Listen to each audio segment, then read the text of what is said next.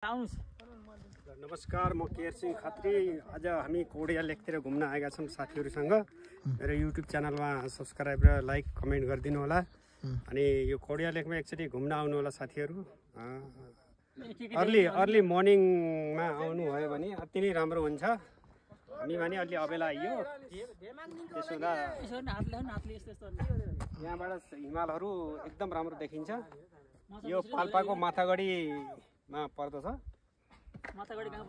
गाउँपालिका माछा पुच्छ्रे अनि धौलागिरी कञ्चनजङ्घा सब हिमालहरू प्रष्ट रूपमा देख्न सकिन्छ।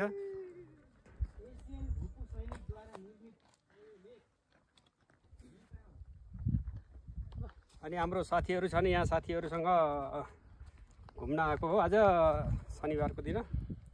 हजुरहरू पनि यसो टाइम मिल्दाखेरि आउनु होला। हिँड्न कति लाग्छ के लाग्छ भन्नु न डिटेल। हामीहरू बुटोलदेखि आएको हो। बुटोलबाट तल मोटरसाइकलसम्म आएको। हामी त्यो 2.5 घन्टा जतिमा तल आइयो। यहाँ हिँड्दाखेरि 2 घन्टामा माथि चढियो आरामले। एकदम सुन्दर रमणीय ठाउँ, शान्त वातावरण। बिहानमा आउनुभयो भने एकदमै हिमालका दृश्यहरू तपाईँहरूले देख्न सक्नुहुन्छ। र अर्ली मर्निङमा नै आउनु होला, आउने कोसिस गर्नु होला। अनि यस्तो ठाउँमा कहिलेकाहीँ घुम्नु पनि पर्छ। बिबिएनको टिममा आएको। हजुरलाई कस्तो लागिरहेको त?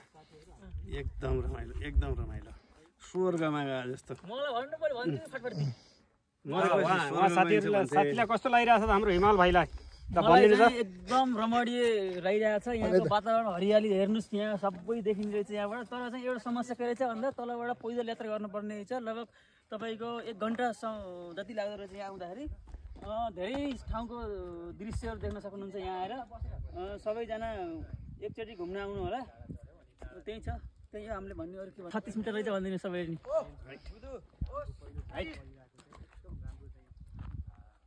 होटलहरू छ, खाना व्यवस्थाको राम्रो छ, लोकलहरू पाइन्छ, लोकल कुखुराहरूको मासु। अनि तपाईँहरूले पहिले नै सम्पर्क गर्न सक्नुहुन्छ। त्यहाँ फोन नम्बरहरू छ। लोकल भनेर कोइलर दिन्छन् पनि भन्नु।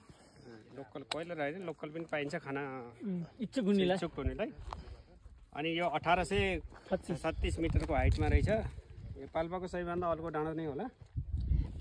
त्यसो होला। र अब त ठिकै छ। च्यानललाई यसो सब्सक्राइब गरिदिनु होला। रमणीय ठाउँ छ। तल जाँदैछौँ। तपाईँहरू तल बसेर पनि माडी फाँटहरू के हुन् सबै देख्न सक्नुहुन्छ। दादा आउँदै गर्नुहोस् है।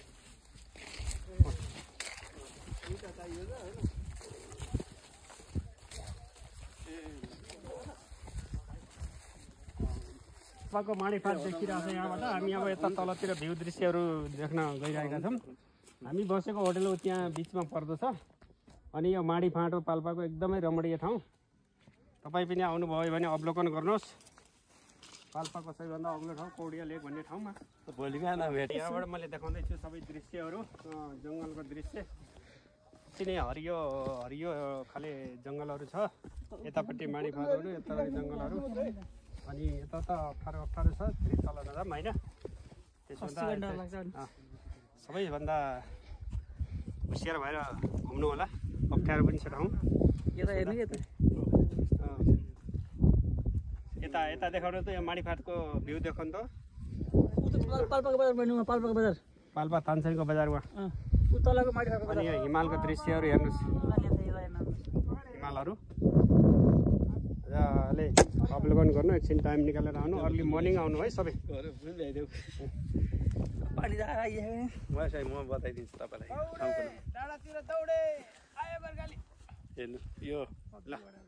यो ओलेसको गाउँ भनेको यो ओलेस पाल्पाको माथागढी वडा नम्बर 3 को ओलेस गाउँ। ओलेस गाउँ यो बसेको होमस्टे पनि ओलेसमै पर्यो। यो गाउँ जति देख्यो नि ओराको यो चाहिँ ओलेस भन्छ यसलाई है। अब यो ठुलो बजार पाल्पा भइहाल्यो, तानसेन बजार सदरमुकाम। त्यस्तै यो तलको चाहिँ फाँट छ नि, यो सानो उपत्यका जस्तो देखिने, यो चाहिँ पाल्पाको माडी फाँट भन्छ यसलाई है। यो माडी फाँटबाट चाहिँ यसको तल्लो भेगमा यतातिर हामी चाहिँ तिनटिया, दमकडा, सराई हुँदै आयौँ। खरे अलि यता कुनातिर पर्छ। अहिले जाँदा हामी चाहिँ यताबाट झरेर खरे झरेर पनि जान सकिन्छ। अनि सर बुटोल चाहिँ कता पर्छ? बुटोल पनि देखिन्छ भन्थे यहाँबाट? यहाँबाट दक्षिणतर्फ पर्यो, यो साइडतिर पर्छ, तर चाहिँ अहिले कुहिरो लगाएकोले गर्दा देख्न सकिरहेको छ। टावर देखिन्छ यहाँबाट।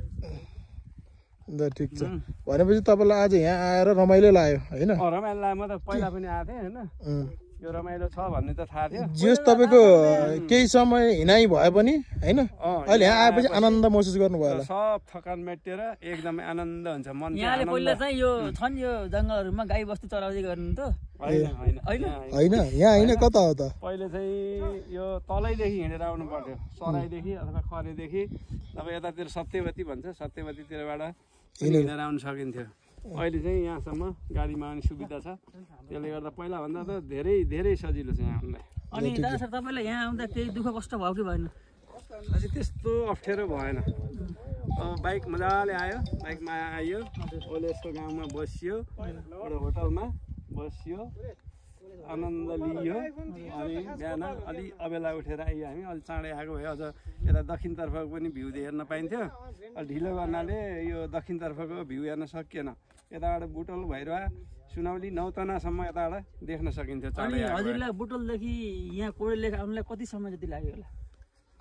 करिब 2 घन्टा, 2 घन्टामा हामी यहाँसम्म आयो। 2 घन्टामा बुटोलबाट 2 घन्टामा ओलेसम्म आएर बस्न सक्यो। अहिले बिहान आउँदाखेरि अब त्यहाँ सबै सोद्धाखेरि 45 मिनटदेखि 1 घन्टा लाग्छ भनेको, यहाँ लोकललाई तपाईँहरूलाई 1.5 घन्टा लाग्न सक्छ भनेकोमा हामी चाहिँ 1 घन्टा 10 मिनटमा हामी यो डाँडामै आइपुग्यौँ। अनि यहाँको विशेषता खास के रहेछ? यहाँको विशेषता भनेको यहाँ आएर यही भ्यूहरू हेर्ने, हिमालहरू, यो सबै उत्तर दक्षिणको भ्यूहरू हेर्ने, पूर्व र पश्चिम खासै त्यस्तो केही छैन, डाँडा काँडा हरियाली मात्रै छ।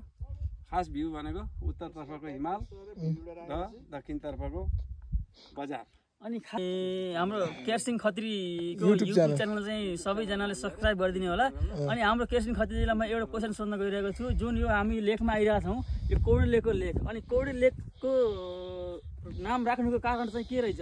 यहाँ एउटा भिर कौडा जस्तो रहेछ तल बसेको, त्यसैले यहाँको नाम चाहिँ नि कौडिया लेक पुराना मान्छेहरूले राखेको, त्यसै अनुसार यहाँको कौडिया लेक नाम रहेको। केसिङ दाइसित आज हामी विभिन्नको टिमहरू फाइनल्ली बुटोल हुँदै पाल्पाको यो के अरे त्यो गाउँ हामी बसेको सराई होइन के अरे के तारासरी हाम्रो अहिले बसेको गाउँको नाम ओलेस भन्ने ठाउँमा बसेर हामी ओलेसदेखि माथि यो कौडा लेक भन्छ, तर लेकसित त त्यस्तो पोखरी भनेर पोखरी चाहिँ केही छैन यहाँ। यो चाहिँ पाल्पाको अलि एकदम अल्को डाँडा चाहिँ रहेछ, यहाँबाट हाम्रो रमणीय हिमालहरू चाहिँ प्रशस्त देखिने रहेछ। त्यो तानसेनको गाउँ भनौँ, तानसेन नगरपालिका, अब त्यो पाल्पाको फेमस ठाउँ तानसेन बजार, अनि त्योदेखि यता चाहिँ हाम्रो बुटोल पर्ने रहेछ सम्भवतः। अब मलाई यहाँबाट मस्याम कता पर्छ त्यो त थाहा भएन। यो ठाउँ चाहिँ कस्तो रहेछ भने चारैतिर डाँडाकाँडाले घेरेको, तर त्यो डाँडाकाँडामा चाहिँ सबभन्दा अल्को होइन किसिम दाइ, त्यही होइन। हामीलाई तलबाट आउँदा भन्नेले 2 घन्टा भन्दै सायद बुटोल बसेको भनेर होला, तर 2 घन्टा लाग्छ। तर प्रायः चाहिँ हामी रन्केर आउँदाखेरि 1 घन्टा 10 मिनटको हाराहारीमा हामी माथि चढ्यो। सुरुमा त सकिन्न जस्तो लाग्थ्यो यस्तो ड्यामस्याम लगाएर आउँदा, तर चल्न चाहिँ सकिने रहेछ। एउटा टी सर्ट र एउटा ट्र्याक लगाएर अनि एउटा जुत्ता लगायो भने मजाले सुइँ आउन सकिन्छ यहाँ।